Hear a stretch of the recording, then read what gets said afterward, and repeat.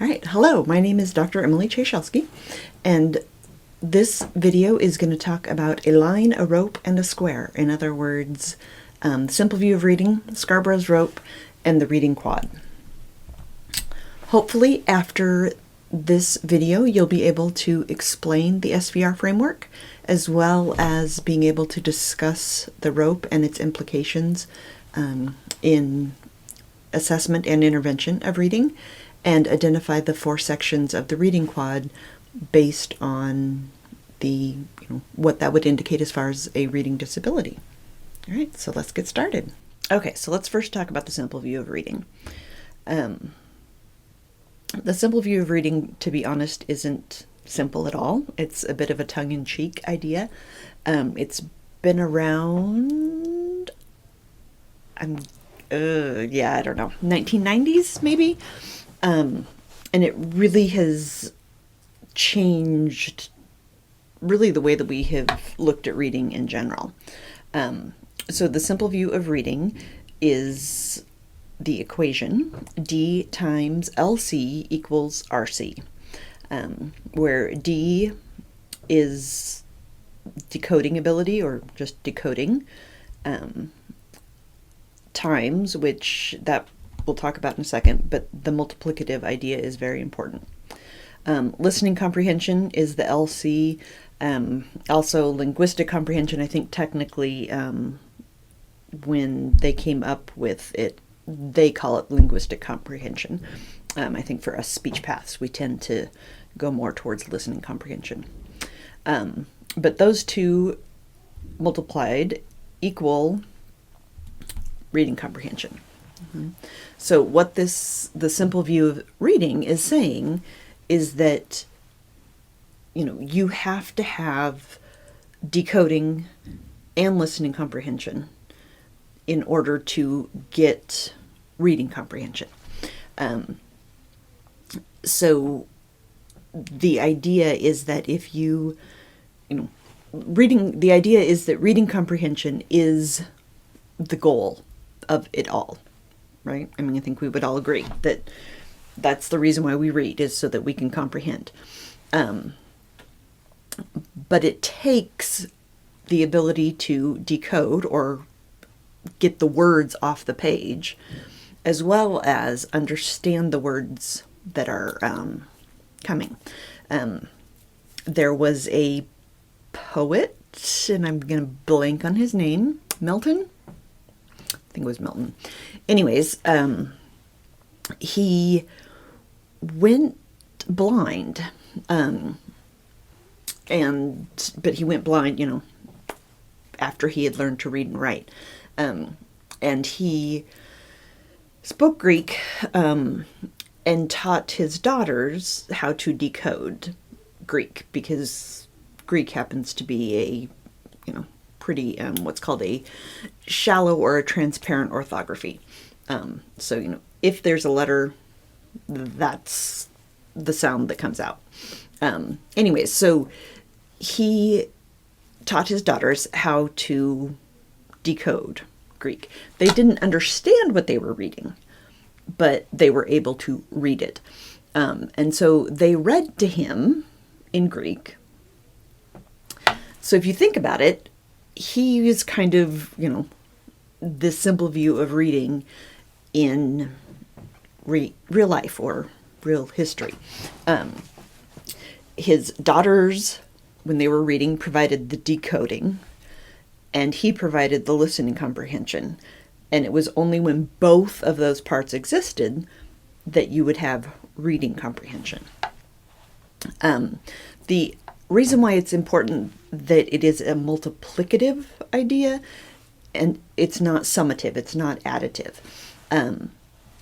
If you think about, if you multiply anything times 0, you get 0. So no matter what, if you have, super, super strong listening comprehension, if you are not able to get the words off the page, if you have a 0 for decoding, you're going to have 0 reading comprehension.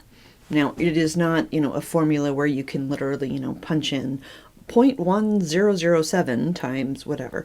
But the idea that if you have really low in one area, that is going to affect your reading comprehension. We will move on to now Scarborough's rope, which I like to say that Scarborough's rope is the simple view of reading on steroids.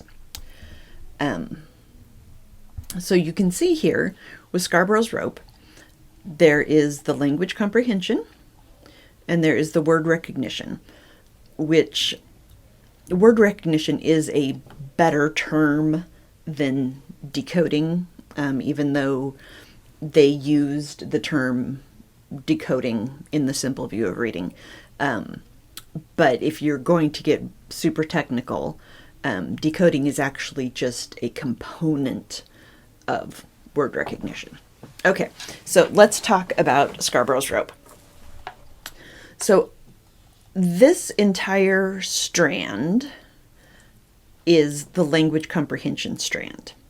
And what I really like about Scarborough's rope is, it gives the visualization of the simple view of reading. And you can see that, once you get out here, you have strong, solid reading comprehension.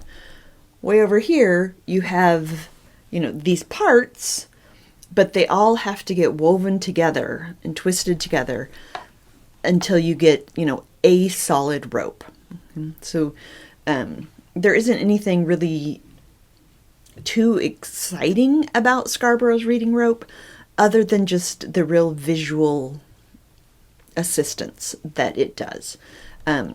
So with language comprehension, you can break it down. This is how Hollis Scarborough broke it down. There are certainly other parts of language comprehension, but breaking it down into background knowledge, vocabulary, language structures, so that would be especially syntax fits into that one really well, because you're able to, if you're a strong reader, you're able to use the syntax in order to help you know that, based on the morphemes that are in here, I know that this must be an action word or something for that instance. Okay. And then we have verbal reasoning. Inference is a huge, huge component of reading. And just simply literacy knowledge. Do you know what the front of a book is? Do you know how, to read a science book differently than you would read a novel? Okay. So these threads of language comprehension get all, woven together to form the strand of listening comprehension. Down here we have the word recognition. So some components of word recognition would be phonological awareness, decoding, just simply being able to crack that code, and then what we're hoping to get to is sight recognition. So those three threads then all bind together to become the word recognition strand, and then those combined will give you reading comprehension. Okay, so we've started with the simple view of reading, and then we've gone to the simple view of reading on steroids, looking at the reading rope where it breaks down the simple view of reading into some more specific threads. And then we move into the square, the reading quad. So what this is here is your word recognition strand. You can see up here, these are super high. You have strong word recognition skills. Down here, you can see that, word recognition has just about petered out. You have the low skills. This is your listening comprehension strand. Over here is high. Down here, or on the right, is low. So when you take a look at this, you can look if, a person has high word recognition, they're easily able to get the words off the page, and they have high or, normal listening comprehension, right? Their oral language is just fine. That's what you're going to end up with a normal reader. Okay? So they have normal abilities in listening comprehension, aka oral language, as well as being able to get the words off the page. Okay? So this square is high, high. Down here, we have low, low. They have difficulty both in getting the word off the page as well as, the oral language. So even if you were to read the passage to the child, they still wouldn't necessarily be able to understand it very well. So this could be considered a mixed literacy. Sometimes it's called a double deficit. Basically, these are your kiddos that, have a language disorder, but also have difficulty decoding or getting the words off the page. Right. And then up here, if you have a kiddo that has really high word recognition skills and really low listening comprehension, that would be considered hyperlexia, right? Hyperlexia is not something that occurs very often. When it does occur, it is very often in individuals on the autism spectrum. Now, having, not quite so high and so low, but more, good and not so good, that's where you end up what they call poor comprehenders. So the kiddo is able to get the words off the page pretty well. That's not their problem, but they just struggle with the oral language, with the understanding piece. They read the words, but, they can fly under the radar pretty easily and get missed until 3rd or 4th grade because they're just, they're reading the words. And it's not until things get hard and the world has changed from learning to read to reading to learn that teachers are suddenly like, whoa, he's reading, but he's not understanding and he's not learning from that. All right. And then last but not least is the kiddos that have low word recognition skills but high listening comprehension. And this is classic dyslexia, Kiddos with dyslexia, kind of by definition,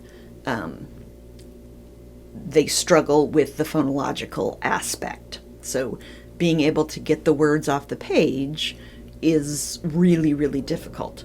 But if you read to them, they can understand every word, maybe not every word, but they understand it. It is just simply the act of getting the words off the page that is a classic dyslexia. All right, so that is it for that.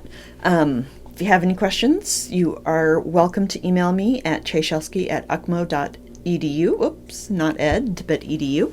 And I look forward to seeing you in the next video.